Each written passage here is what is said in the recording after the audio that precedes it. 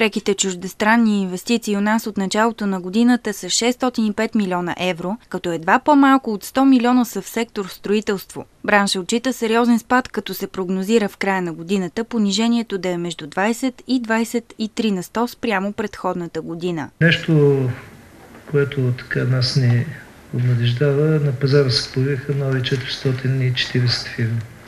414, извинявам се.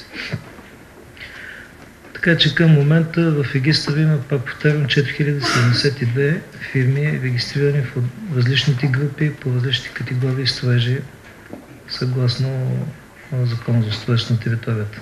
Малко раздвижване, регистрирано през август, има в жилищното строителство, но основно секторът разчита на инфраструктурата и пари от еврофондовете. В следващата година се предвижда инвестиране по европейските програми предимно в инфраструктурното строителство. Това са по програми транспорт, регионално развитие, селски райони.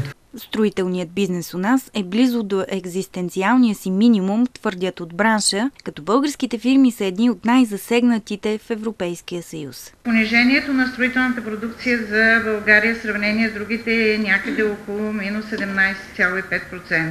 Все още голям проблем остава високата междуфирмена задлъжнялост, която в сектора е 14,5 на 100. От Камарата на строителите посочват като друг проблем и неразплатените сметки на държавата с бизнеса. За последните 2 години в страната са замразени около 290 проекта с обща площ от над 6 милиона квадратни метра. Надеждите на строителите са в очакванията на правителството за ръст и стабилизация на икономическите показатели, което ще доведе до размразяването на повече проекти.